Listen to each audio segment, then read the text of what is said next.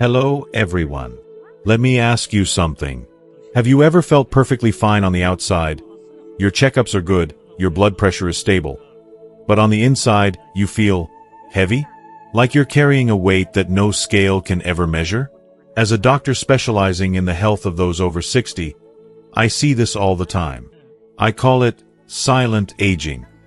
It is the kind of stress that doesn't show up on a lab test, but can be far more damaging to your heart health over time than high cholesterol. This invisible weight, this emotional baggage, triggers a constant, low-grade release of stress hormones like cortisol, and that can wear down your immune system, cloud your memory, and even make your skin feel more fragile. But what if I told you that the most powerful prescription for a lighter heart and a healthier body isn't a pill? After decades of practice, I can tell you with absolute certainty, the key to truly thriving in your later years is subtraction, not addition. It is all about what you choose to let go of. This isn't just a theory from a textbook. I'm talking about real people. I remember a patient of mine, a good man we'll call Frank. 72 years old, a retired engineer with a great pension. But his wife brought him to me because he had simply lost his spark. He would just sit in his chair for hours, staring out the window. His physical health was fine, but he was fading away. He was carrying the weight of 3 specific, unresolved burdens from his past. In today's video, we are going to walk through the 3 prescriptions I gave Frank. Now, these aren't medications you pick up at the pharmacy. There are 3 simple, powerful habits to leave behind. I will explain exactly why they weigh you down physically, and give you the simple, free steps to set them down for good. And please, make sure you stay with me for the 3rd one. It is the habit that, in my medical opinion, has the most direct and dangerous link to chronic inflammation and heart disease. Learning to release it could genuinely add healthier, happier years to your life. Everything we discuss today is based on decades of my own clinical observation and on the established science of psychoneuroimmunology. That is just the scientific term for the powerful, undeniable connection between your mind, your brain, and your body's immune system. Before we dive in, I truly want to know how many of us are in this together. If that feeling of carrying an invisible weight feels familiar to you, please just take a moment to comment a simple yes below.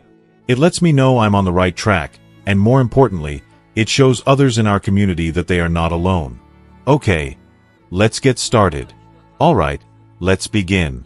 We are going to walk through the 3 simple, yet profound, habits you can begin to let go of starting today. Think of these not as tasks, but as acts of liberation for your own health and happiness. Habit number 1. Let go of the weight of past regrets. The first prescription I want to discuss deals with a condition I see almost daily in my practice. It's what I call a chronic case of the what-ifs. It is the heavy, persistent habit of replaying the past. You know the feeling. The job you didn't take 40 years ago. The investment that went south. The argument with a loved one where you wish, more than anything, you could take back the words you said in the heat of the moment. These memories can feel as real and as sharp today as they did when they happened. They become stories we tell ourselves over and over again until they feel like a part of who we are. But from a medical perspective, they are so much more than just stories. They are active, biological events happening inside your body right now.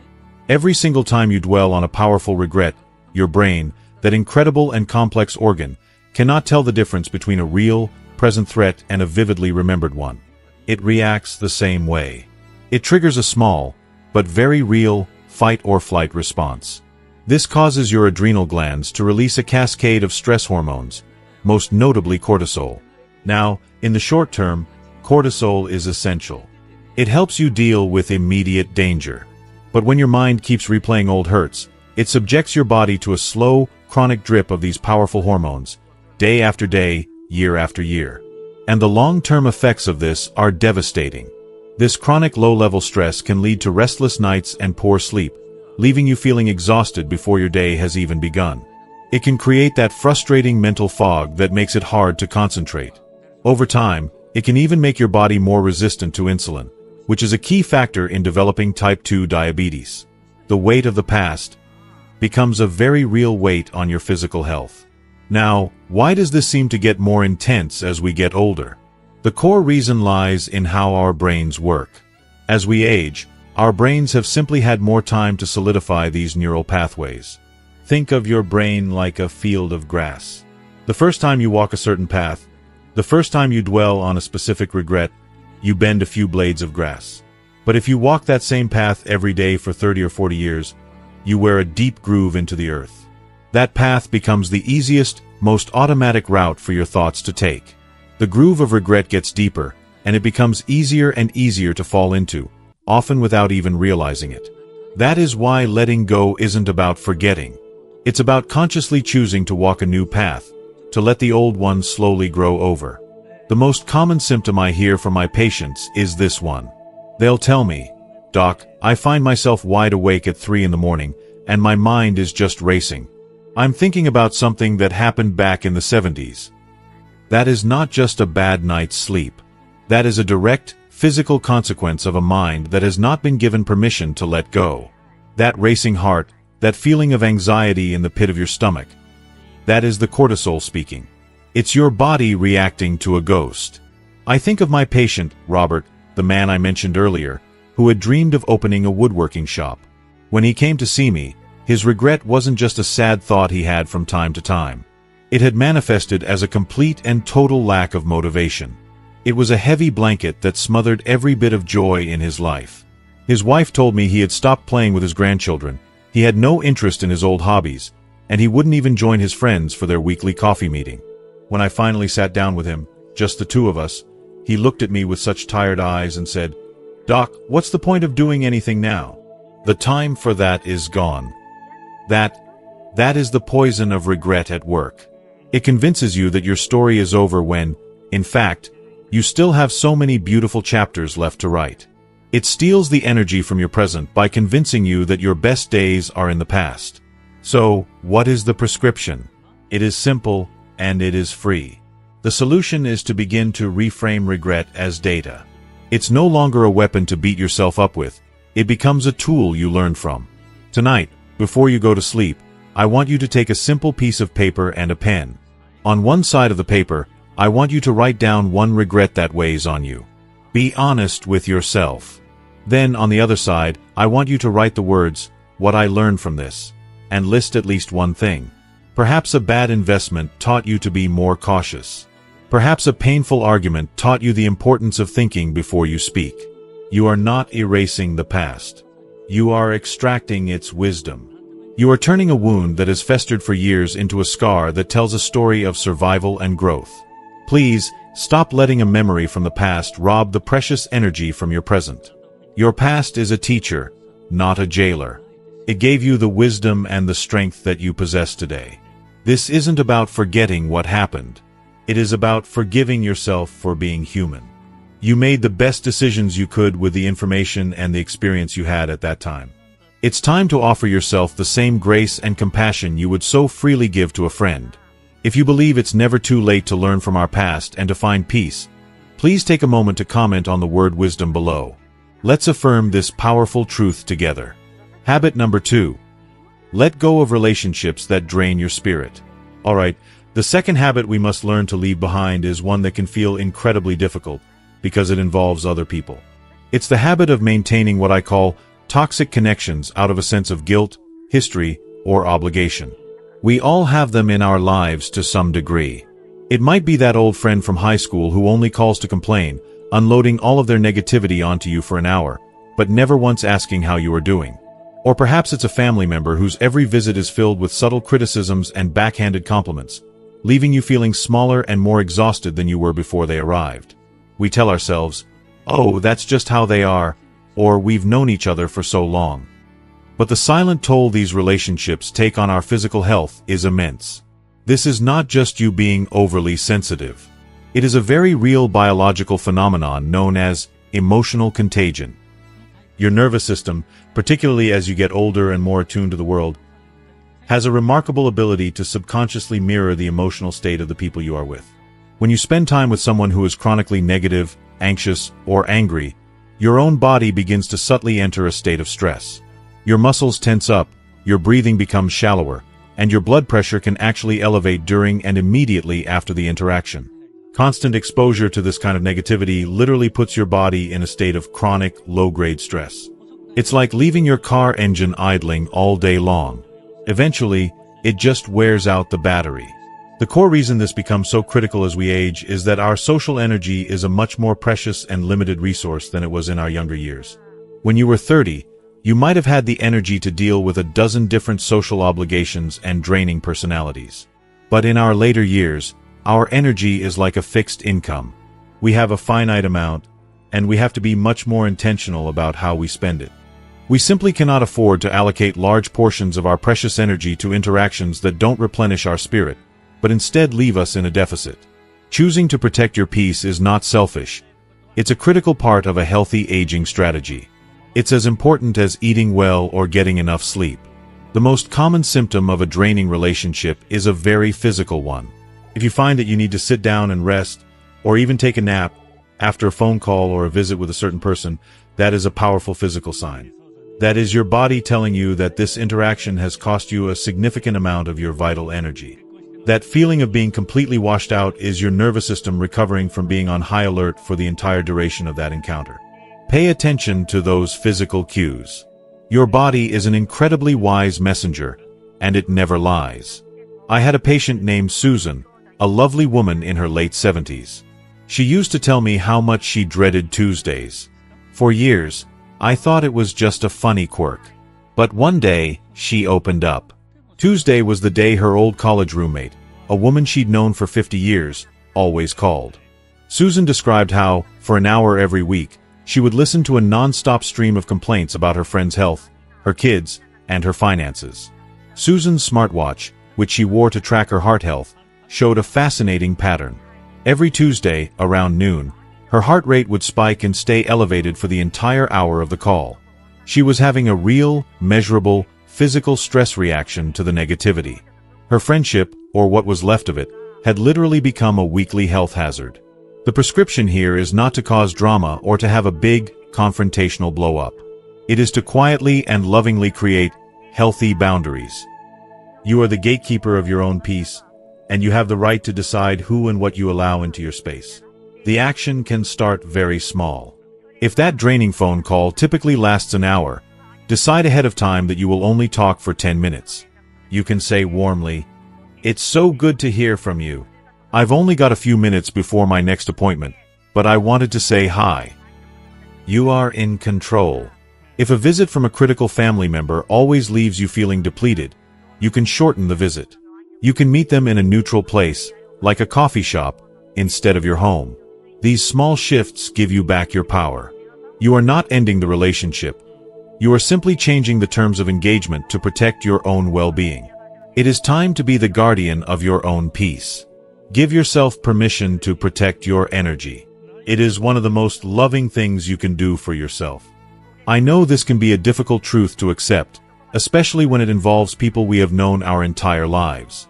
If this insight was surprising, or if it hit home for you in a powerful way, just type "wow" in the comments. It is okay to be taken aback by this. Recognizing it is the first step toward reclaiming your peace. Habit number 3. Let go of resentment and bitterness.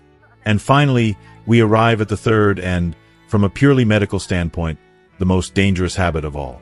This is the one I urged you to stay for. It's the silent, insidious poison of resentment. It's the act of holding a grudge, sometimes for decades, against someone who wronged you. A business partner who cheated you, a friend who betrayed your trust, a sibling who said something unforgivable during a heated argument. And just as importantly, it is the act of holding a grudge against yourself, forgiving everyone else, but never yourself for mistakes you made long ago. We often think that holding on to this anger is a way of protecting ourselves, or a way of holding the other person accountable. We think it keeps the memory of the injustice alive. But in truth, the only person being held prisoner by that grudge is you. Of all the negative emotions we can experience, chronic anger and resentment have the most direct and well-documented link to chronic inflammation. And as a doctor who specializes in aging, I can tell you that inflammation is the smoldering fire that lies at the root of so many age-related diseases. From the daily pain of aching arthritic joints to the life-threatening risks of heart disease and even some forms of cognitive decline, chronic inflammation is the common enemy. Holding on to resentment is like keeping your body in a constant state of low-grade alarm. Your immune system is activated, your blood vessels are constricted, and your body is flooded with inflammatory chemicals. Your body is fighting a battle, day in and day out. But the enemy is a memory, and it is exhausting your precious resources, leaving you vulnerable to real illness. Why does this become such a heavy burden in our later years? The simple truth is that the longer we live, the more opportunities we have had to be hurt or wronged. Life is full of imperfections and disappointments. If we don't learn the skill of how to properly process these hurts and then release them, they begin to accumulate inside of us. I want you to imagine these old resentments accumulating like plaque inside an artery. A single small hurt might not do much damage, but decades of accumulated bitterness can slowly, silently harden your heart, both emotionally and, quite literally, physically. It restricts the flow of joy, peace, and love in your life, just as plaque restricts the flow of blood. The physical symptoms of deep-seated resentment can be frustratingly vague, often leading people on a long and fruitless journey from one specialist to another. It can manifest as that unexplained fatigue that lingers no matter how much you sleep. It can be the source of those persistent, migrating body aches that seem to have no cause. It can even be that sour feeling of bitterness that taints your morning coffee and casts a gray shadow over a beautiful day. These are not just feelings. They can be the physical cries for help from a body that is weighed down by unresolved anger. I will never forget a woman I treated named Margaret. She came to me suffering from debilitating headaches for over a year. She had seen neurologists, she'd had MRIs and CT scans, she tried a dozen different medications, and nothing could explain or relieve her pain. During a long conversation about her life, she mentioned, almost as an afterthought, an inheritance dispute with her brother that had happened 20 years ago. They hadn't spoken since. As she talked about it, her face tightened, her voice became strained. The anger was as fresh as if it had happened yesterday.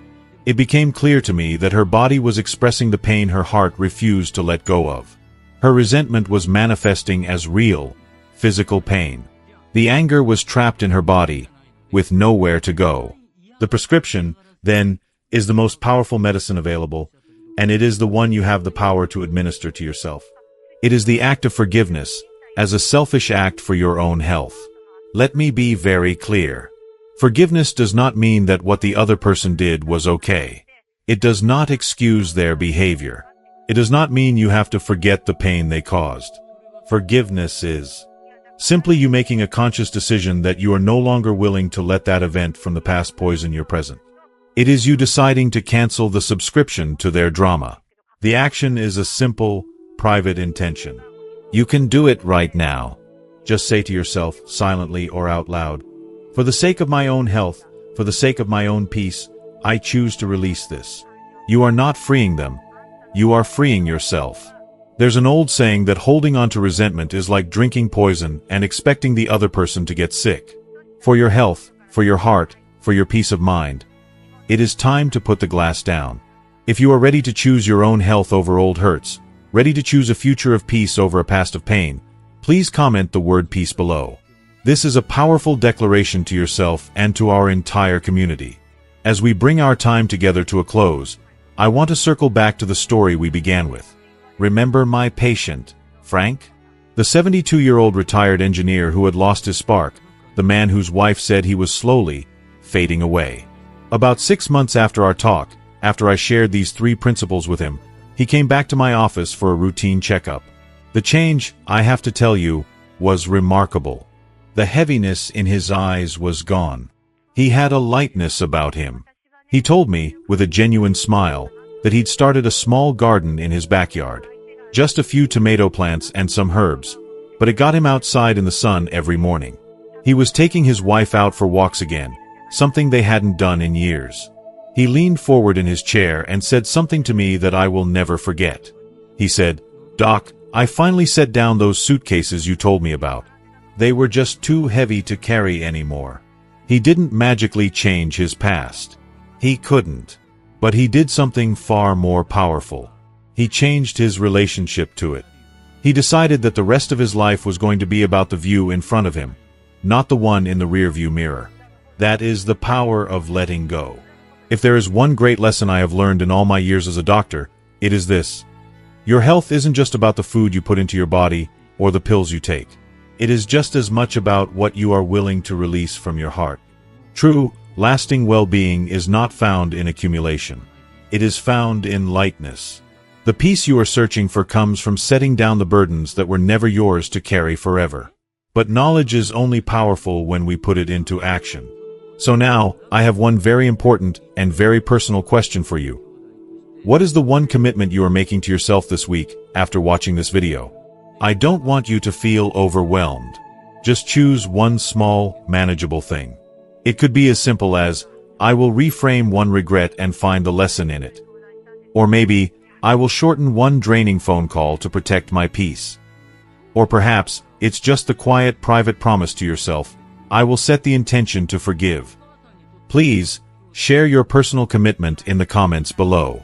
Your story and your promise will become a source of strength and inspiration for others in our community who are taking that same first step. Let's encourage each other. And if you found real value and inspiration in our time together today, please show your support by giving this video a like. To ensure you continue on this journey with us, and never miss another conversation full of life-changing wisdom, hit that subscribe button. It's more than just subscribing. It's joining a community of friends, all of us dedicated to living our best and healthiest lives together. Finally, I want you to think of just one person. One person in your life who you know might be carrying these heavy bags. Please, share this video with them. You never know whose life you might lighten. Thank you for your time and your trust. Stay healthy, stay wise, and I will see you in the next video.